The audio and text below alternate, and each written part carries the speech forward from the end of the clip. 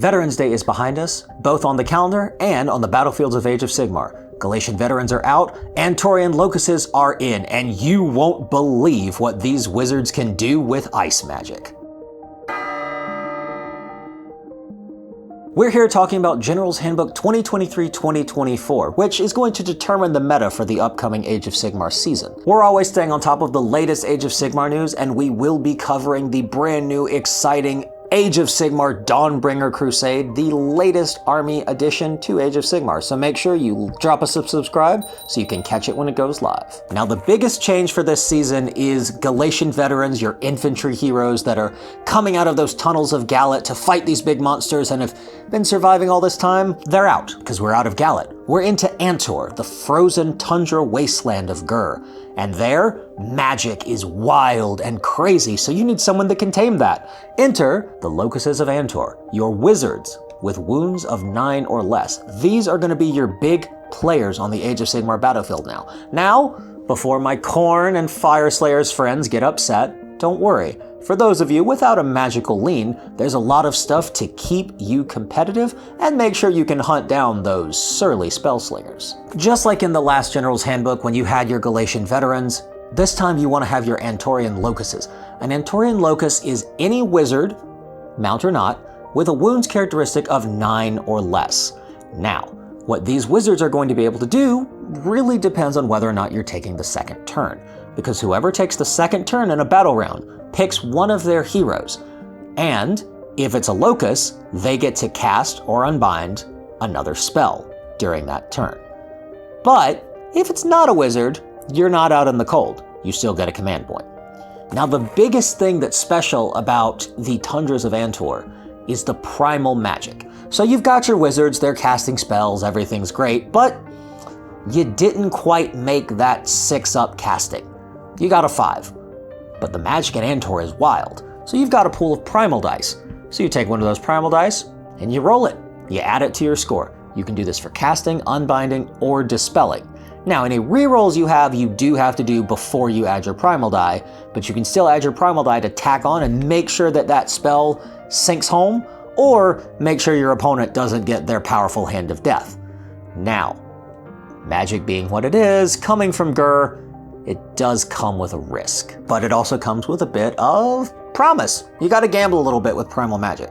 If after you've rolled a Primal Magic die, you've got double 1s, I've got bad news for you. Your head has exploded. And it has exploded in fantastic, gory, ice shardy fashion. Your wizard takes D3 plus 3 mortal wounds, and every other unit within 3 inches takes D3 wounds as your wizard explodes. But if you happen to get double 6s, that spell is auto-cast, and your opponent can't do anything about it because the magic is coming straight from the core of the earth. And that's a little too strong for a standard wizard to deal with. You heard me talking about icy fashion. Well, that's because the magic of Antor is themed around ice. There's a lot of spells that are going to freeze your weapons or freeze the blood in your opponent's veins. One of my favorites is Hoarfrost, which is going to turn one of your hero's weapons into something deadly. The way it's going to work is you roll a d3, and then whatever result you get changes the hit, wound, and rend characteristic of that weapon to what you rolled. So, if you roll a 2, your weapons hit on 2s, wound on 2s, and have a -2 rend. Now, if you roll a 1, you're always going to be hitting. 1s are always failures, but you can't really miss with a 1-up to hit and to wound. Your rend's not going to be so good. On the other side of that, if you roll a 3, sure, you're hitting and wounding on 3s, but you're hitting and wounding on 3s with a -3 rend. That's huge, especially if you have a combat wizard. You might be thinking, oh, I play Khorne, or I play Fire Slayers. I can't take advantage of this Antorian Locust nonsense. Well, you can, because you can punish your opponents for having them. One of the main new things is Nullstone Adornments.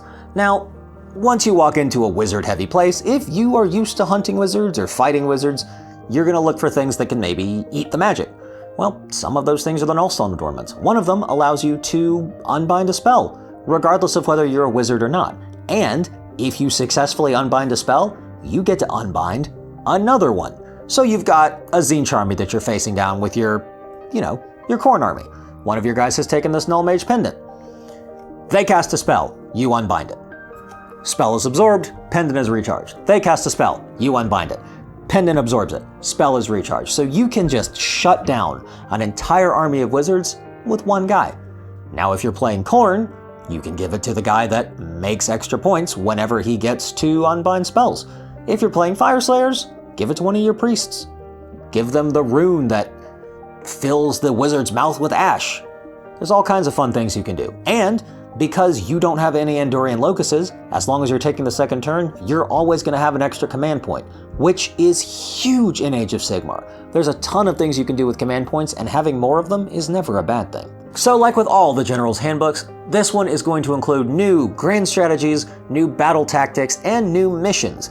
Now, just like the last one, your missions will be a little easier to do if you've got an Andorian locus, but if you don't, it's not the end of the world. There's a lot of battle tactics that reward you for taking out Andorian locuses, or incarnates. There's a grand strategy that rewards you for having wizards close to the center of the table. So it really depends on how you build your army still. Nobody's getting preferential treatment, nobody's getting left out in the cold. Well, some people are getting left out in the cold when you cast your spells, but that doesn't really count. So, regardless of what you're playing, there's something in this book for you, and there's a specific way for you to play that's going to help you win the game 9 times out of 10. I said it helps. I didn't say I would guarantee it. 60% of the time it works out. Exactly. I'm really excited for the new General's Handbook. I think it's going to be an ice addition to meta play. I'm Clint with Bowles. If you want to check out more Age of Sigmar content, you can click on this video right here. Or if you want to leave it up to the YouTube algorithm gods, click on this recommended video here. Like I said, I'm Clint with Bowles. Y'all have a great day.